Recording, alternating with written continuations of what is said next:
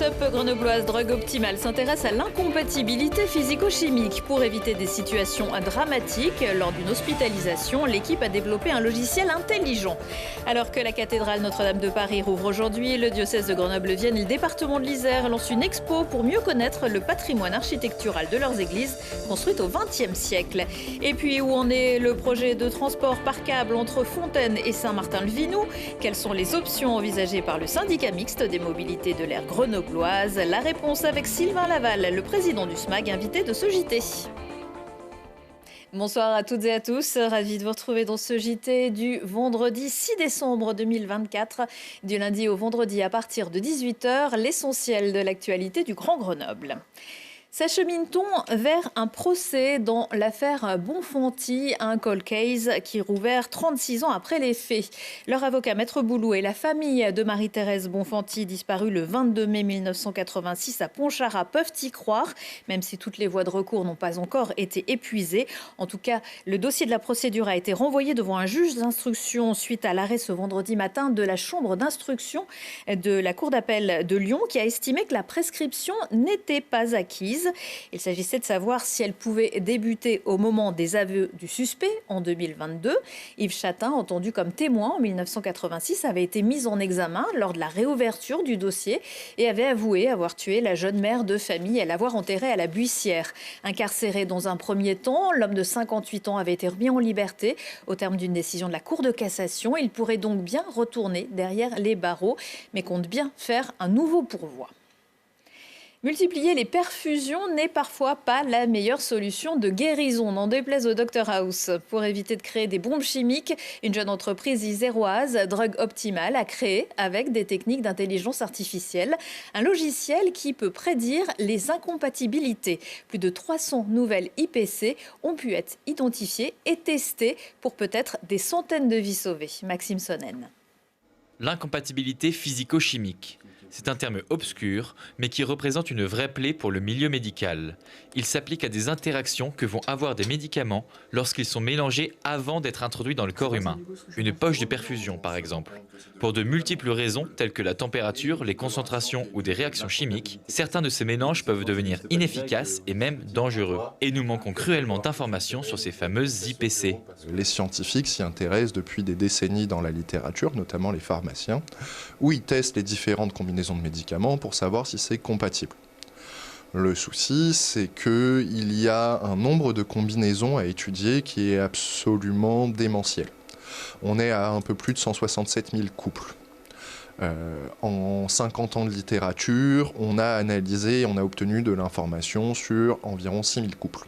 Une problématique à laquelle s'est retrouvé confronté Lugan Flachet lors d'un externat à l'hôpital en service de soins. Alors, quand il rencontre Mathieu Gasque en école de commerce, l'idée de créer l'entreprise Drug Optimal est née. Il y a une étude allemande monocentrique qui a été publiée qui a montré que les IPC provoquaient une augmentation de la durée d'hospitalisation de 25% dans ces services de soins critiques et de la mortalité de 40%. Alors ce sont des chiffres qui sont énormes, peut-être à prendre avec des pincettes, mais ça montre quand même qu'il y a un impact vraiment très important de la problématique. Fondée en 2022, l'entreprise installe ses bureaux à Mélan et connaît une commercialisation rapide. La clé de ce succès, une approche différente du problème. L'idée est de ne pas tester tous les couples, mais seulement de prédire leur comportement. C'est ce sur quoi se focalise notre laboratoire, c'est étudier ces paramètres, les comprendre, les collecter, pour pouvoir ensuite modéliser le comportement des médicaments et prédire s'il va y avoir incompatibilité ou pas. Et surtout, on propose une solution aux soignants. On propose une solution à l'infirmier pour répartir les médicaments dans les différents tubes de perfusion. Drug Optimal se traduit par un logiciel facile d'utilisation, où il suffit d'entrer les médicaments pour connaître leur compatibilité. Un outil qui est déjà utilisé par plusieurs hôpitaux, dont le CHU de Grenoble, et qui permet d'éviter 400 IPC par service et par mois. La grosse fierté, pour moi, elle est ressentie quand il y a des soignants, des infirmiers qui nous utilisent et qui disent votre logiciel, il est vraiment super. Pour nous, ça fait une vraie différence. Je me sens plus serein quand je fais mes administrations. Et ça, pour nous, ça vaut tout l'or du monde. L'entreprise est en pleine levée de fonds, avec pour objectif d'accélérer la commercialisation et surtout de s'attaquer au mélange de 3 à 5 médicaments pour se rapprocher de la réalité du terrain. En attendant de remporter tout l'or du monde, Drug Optimal a récupéré le trophée Start-up lors de la dernière nuit de l'économie mercredi au Palais des Sports de Grenoble. Une cérémonie que vous pourrez suivre sur notre chaîne samedi à 21h. Laisse béton pendant que certains n'auront Dieu que pour la cathédrale Notre-Dame de Paris. Ces prochains jours, le diocèse de Grenoble et le département de l'Isère veulent faire connaître l'architecture des églises construites après 1905 au travers d'une exposition itinérante au XXe siècle. C'est le béton qui faisait un véritable carton. Maxime Sonnen. De béton et de lumière. C'est le nom de cette toute nouvelle exposition créée par le département après plusieurs années de recensement des édifices religieux du XXe siècle. 8 panneaux recto-verso qui retracent l'histoire et les différents styles des près de 100 bâtiments construits à cette époque en Isère. C'est un département qui a connu une grande croissance démographique et économique. Donc il y a eu des besoins de ces populations, une manière d'essayer de faire droit à leurs attentes, y compris religieuses et spirituelles, et donc des églises qui ont été construites pour répondre à ces besoins-là, des églises qui ont été construites aussi sur des lieux où il y avait une activité qui a surgi là aussi au XXe siècle, en particulier tout ce qui tourne autour de la neige et du ski. Après la loi de 1905 de séparation des églises et de l'État, les diocèses ne pouvaient plus compter sur l'argent public pour construire de nouvelles églises et chapelles. Ils se sont alors tournés vers des architectures et des matériaux de production moins chers, ce qui explique leur style nouveau et la forte présence de béton. C'est en quelque sorte un matériau un peu brut et un peu sombre, et donc le défi c'est comment faire sortir de la lumière ou de la spiritualité de ces matériaux-là. Alors souvent, comme dans cette église Saint-Pierre-du-Rondeau, ça passe par un puits de lumière, ça passe aussi par un travail de maître verrier qui dégage des espaces au milieu du béton pour y mettre des verres de couleur. Le travail d'inventaire a été mené entre 2020 et 2023 par le service du patrimoine culturel du département de l'Isère. Le département de l'Isère est un des rares départements à avoir un service dédié à ce type de mission. Notre habitude, quand nous faisons de l'inventaire du patrimoine, c'est que ce travail d'inventaire puisse être restitué en une valorisation qui prenne généralement la forme de cycles de conférences et d'expositions au terme de ce travail. L'exposition est itinérante. Après son inauguration au centre paroissial Saint-Pierre-du-Rondeau, elle se déplacera sur 12 autres sites du département pendant 1 an. Samedi et dimanche, les cathédrales de Grenoble et de Vienne, bien plus anciennes, seront comme celle de Paris en fête avec de nombreux événements, du concert à la vénération de la Sainte Épine.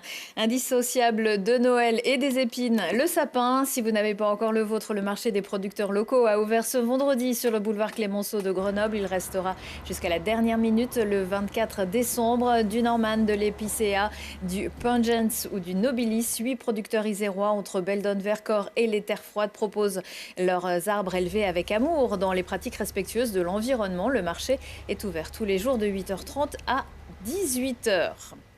Après la finale des Grands Prix de patinage en décembre, Pôle Sud n'accueillera pas la finale de la Continental Cup du 16 au 19 janvier.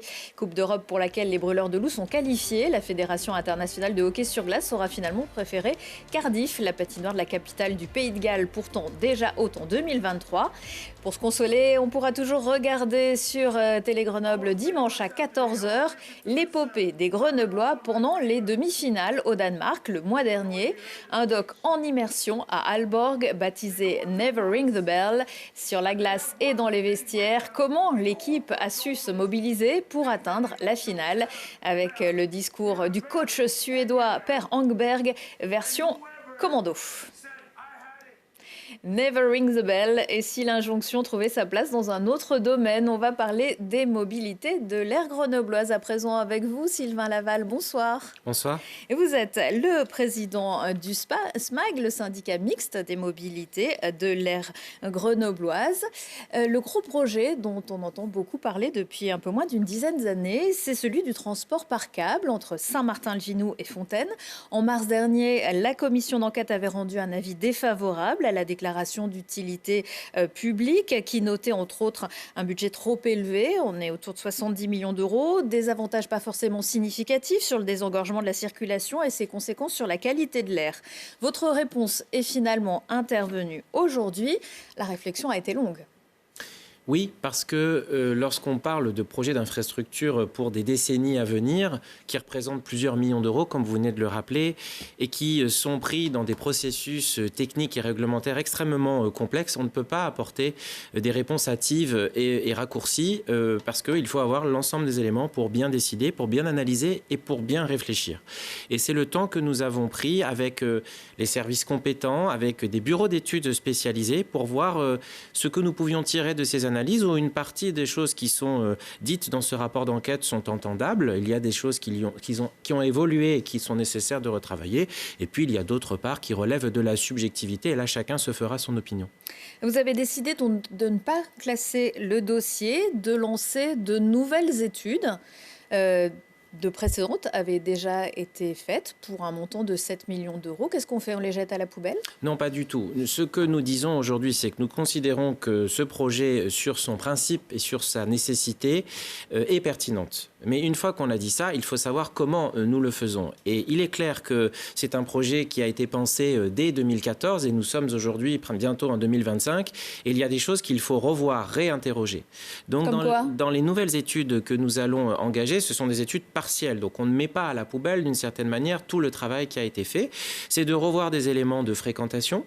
Qui pourra demain prendre cette infrastructure et en quoi elle sera utile, d'adapter aux réalités d'évolution de la situation. La presqu'île ne se développe pas de la même manière que c'était le cas au moment où ça a été pensé. Il y a des quartiers d'habitation qui vont se développer à certains endroits, mais plus à d'autres. Il y a des nouveaux enjeux de déplacement qui arrivent par les massifs montagneux, par l'entrée nord de territoire, depuis le Voironnais, depuis les Bièvres. Et donc, en fait, l'idée, c'est de réactualiser et de resimuler l'ensemble des paramètres qui pourraient justifier de lancer une telle infrastructure. Et ce travail de modélisation, de reprofilage du dossier, qui doit réinterroger un certain nombre de dispositions, il va prendre à peu près 2 ans.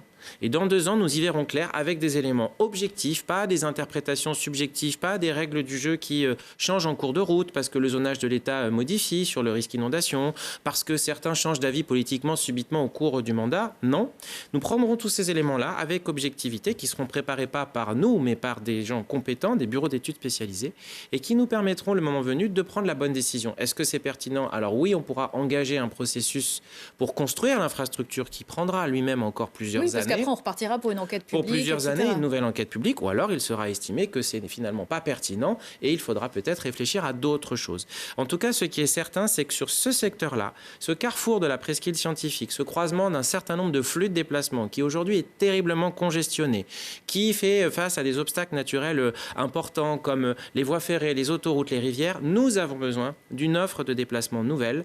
Ce sont les acteurs du territoire qui nous le demandent, les entreprises, les centres de recherche, les universités. Il y a des projets de développement, donc il y a pertinence à agir. Et ce qu'il faut bien avoir à l'esprit, c'est que nous devons préparer le futur. Nous ne travaillons pas pour aujourd'hui, mais pour demain. Lorsque nous investissons sur des projets de mobilité, c'est pour des décennies et des décennies. Et donc, il faut voir quelle sera la société à horizon 2040, 2050 et au-delà. Et nous ne pouvons pas raisonner comme si nous regardions dans un rétroviseur, mais nous devons regarder vers le futur. Et je crois que c'est peut-être une des leçons que nous pouvons tirer de cette commission d'enquête, c'est qu'elle a mis en lumière sur certains aspects le fait que il y avait des éléments qui n'étaient pas les bons, qui n'avaient pas fait l'objet de la bonne appréciation parce qu'ils étaient déjà dépassés au moment où ils sont venus à enquête publique. Pas parce que nous l'avions choisi, parce que d'autres ont fait des choix en leur temps, il leur appartiendra évidemment d'en rendre compte, et parce que la réglementation a aussi évolué entre-temps. Et donc ce sont les conclusions que nous tirons aujourd'hui. Oui, mais alors c'est aussi dans le même ordre d'idée, c'est aussi dangereux de se dire finalement, est-ce que dans 2 ans, ce qui sera l'état des choses dans 2 ans, dans 1 an, dans 2 ans, est-ce qu'il sera encore le même? Oui, parce que ce ne sera plus totalement le même projet. L'idée est bien évidemment de réfléchir à un ajustement, d'avoir des évolutions. Et nous avons aussi aujourd'hui des éléments qui nous donnent de la lisibilité sur les projets d'aménagement dans ce secteur-là. Nous y voyons plus clair à horizon des 20 prochaines années, que ce soit du côté de la presqu'île scientifique ou du côté, par exemple, de Fontaine-la-Poya. Et donc ça va être des éléments qui vont nous permettre véritablement d'actualiser et de faire évoluer le projet en conséquence. Alors dans 2 ans, on va arrondir en 2027, sachant qu'il va y avoir des municipales et donc de nouvelles élections à la métropole en 2026. Est-ce que finalement, c'est pas une façon de donner la patate chaude aux autres élus qui seront là après vous? Non, pas du tout, c'est même tout l'inverse. C'est-à-dire que nous n'avons pas souhaité que le projet s'arrête aujourd'hui. Nous souhaitons qu'il continue de vivre, de travailler, puisqu'il y a encore besoin de faire du travail, pour que le moment venu, les gens en responsabilité responsabilité, principalement au SMAC d'ailleurs, qui a la compétence sur cette question, puisse prendre la bonne décision en toute connaissance de cause, en étant correctement éclairé, évidemment en lien avec l'opinion, s'il doit y avoir une nouvelle enquête publique. Et c'est bien normal que nous respections aussi des cycles de mandature. Vous savez, quand les projets comme ça sont entrecoupés, nous avons vu par le passé ce que cela a pu donner quand certains décident de changer subitement d'avis pour des raisons d'opportunité politique. Alors quand vous dites certains, on Et va donc, dire la ville de Grenoble. Nous pensons que quand nous prenons des décisions au début d'un mandat, sur des visions de plusieurs années, il faut derrière les tenir et les mettre en œuvre. C'est de la cohérence, c'est de la responsabilité, mais c'est surtout ce dont ont besoin nos habitants pour le territoire. Ce sera un thème de campagne pour 2026 ? Ça viendra certainement au milieu des différentes campagnes électorales. Et je trouve que c'est très sain qu'au moment de ce rendez-vous démocratique, les uns et les autres puissent se positionner. Alors, il y a bien sûr les communes, mais il y aura aussi la vision de développement du territoire, parce que c'est cela aujourd'hui. Est-ce que nous souhaitons que tout s'arrête, que tout soit figé, que plus rien n'avance, ou est-ce qu'au contraire, et vivre d'une certaine manière dans une forme de passé ou d'une nostalgie qui n'existe plus vraiment, ou est-ce que nous voulons regarder vers l'avenir, préparer justement les transitions nécessaires sur le plan technologique, mais aussi sur le plan des comportements. Et donc, les mobilités de 2050 ne seront plus les mobilités d'aujourd'hui. Eh bien, c'est précisément dans cette direction que nous nous orientons, qui me semble être une décision à la fois d'avenir, mais en même temps très durable et très respectueuse des contraintes qui s'imposeront à nous sur le plan environnemental et social. Alors, un tout autre sujet, on va rester sur les prochains jours. Le SMAC prévoit chaque année un dispositif spécial pour les fêtes. Est-ce que ça sera encore le cas cette année ? Oui, bien sûr. Comme chaque année, nous accompagnons la période de Noël, notamment pour inciter nos habitants à se déplacer avec nos services de mobilité. Les samedis 14 et 21 décembre, les transports en commun de l'ensemble du service M-Réseau seront gratuits, du Voironnais à la métropole en passant par le Grésivaudan. Nous aurons aussi des réductions sur les dispositifs de vélos et trottinettes en libre service. Et puis, nous accompagnerons aussi des promotions dans les parkings en ouvrage de la métropole où la première heure et demie sera gratuite les deux samedis 14 et 21 décembre dans certains parkings de l'hypercentre. Merci beaucoup Sylvain Laval. Merci à vous.